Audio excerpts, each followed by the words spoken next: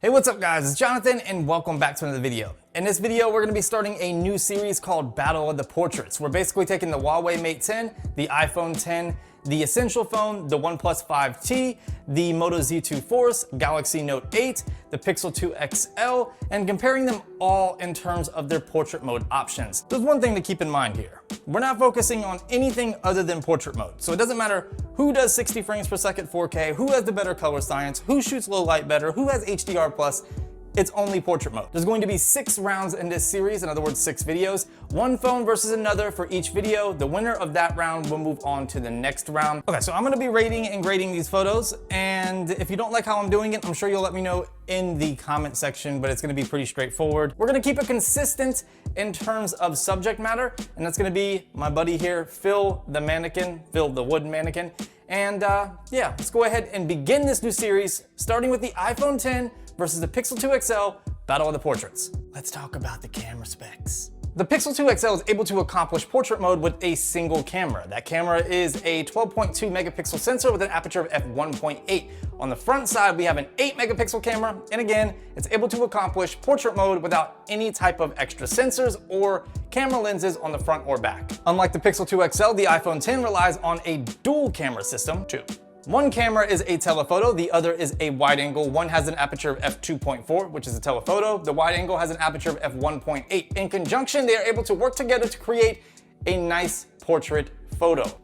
On the front, you have an 8 megapixel camera, and it does have dedicated sensors that allow it to do portrait mode on the front-facing camera, unlike the Pixel 2 XL, which is all software-based and advanced algorithms. As we jump into the first couple of images here, I just want to point out that the portrait mode on the iPhone 10 is much more difficult to use versus the Pixel 2 XL. The iPhone requires very specific circumstances, including lighting and distance, to actually use the portrait feature. Looking at the two images side by side, you can see both cameras did not perform the best.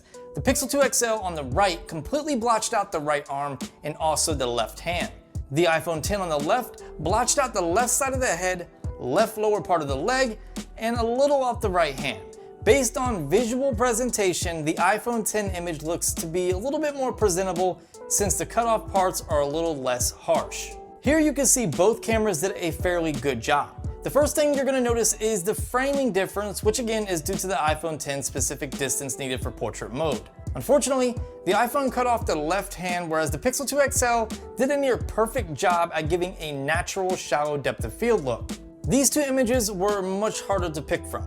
The Pixel 2 XL resembles a camera that has a lower f-stop and a much shallower depth of field, but the bokeh fall off is very extreme rather than fading.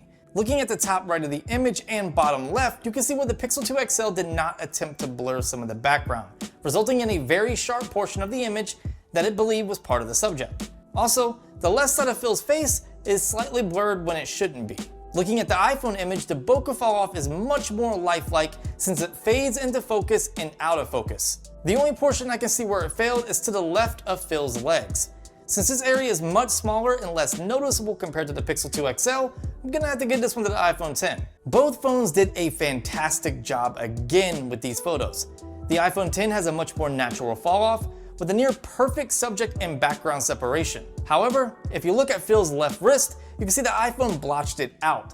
The Pixel 2 XL only messed up the background slightly in between the legs, which is hardly noticeable.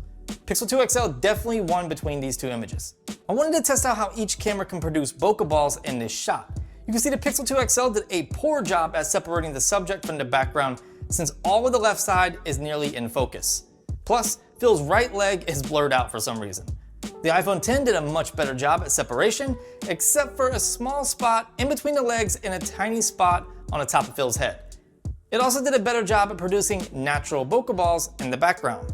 Again, between these two images, I'm gonna have to say the iPhone 10 did a fantastic job since the bokeh fall off is extremely natural and it completely separated the subject from the background. The Pixel 2 XL blurred out some of Phil's torso and his right hand.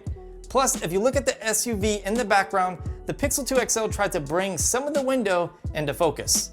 Moving things to the front-facing camera, it was difficult to do a selfie with Phil, so he tagged me in to do one for him. Both images look fantastic. It was actually super tough to pick a winner here, however there was a couple factors I took into consideration.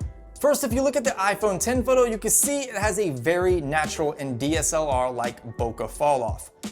The most sharpness is around my eyes where it slowly fades to the blurred background. The Pixel 2 XL attempted to make my beautiful body as sharp as possible in order to have entire background separation.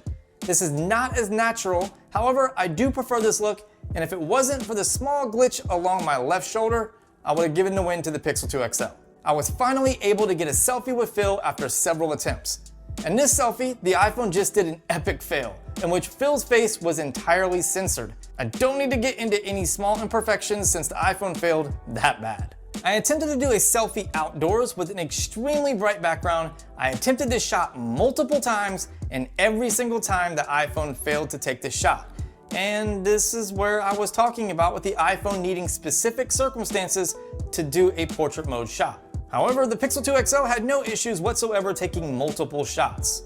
Finally, the tiebreaker, low light portraits. I love the bokeh roll off on the Pixel 2 XL, I really do, but unfortunately it simply failed. It not only blurred out both of the legs, but also the right hand.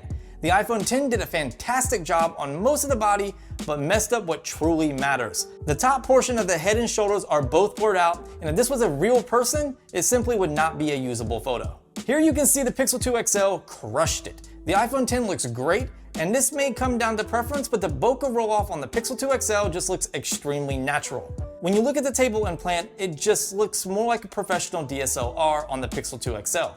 Also, the iPhone 10 messed up the background where the small cutout is on the table. This is the same shot, however, I turned on a backlight to attempt to get the bokeh balls, but instead got these interesting results. The iPhone 10 could not capture the subject whatsoever. I even took into account operator error and took this picture multiple times, and every time the iPhone failed, and the Pixel got it 2 out of 2 times. So the winner here is clearly the Pixel 2 XL in terms of best portrait mode, and it will move on to the next round. Well guys, that's the end of this video. If you enjoyed it, make sure you hit that thumbs up button. If you think that I was fair, make sure you hit that thumbs up button. If you think that I was unfair, I'm sure you'll let me know down below in the comment section, as well as hit that thumbs down button. But I advise you, please don't do that because you're just being nice. But anyways guys, remember to subscribe for this new series. The winner of this round will go on to the next round. This is a great contest and I'm definitely looking forward to see who's gonna make it out on top.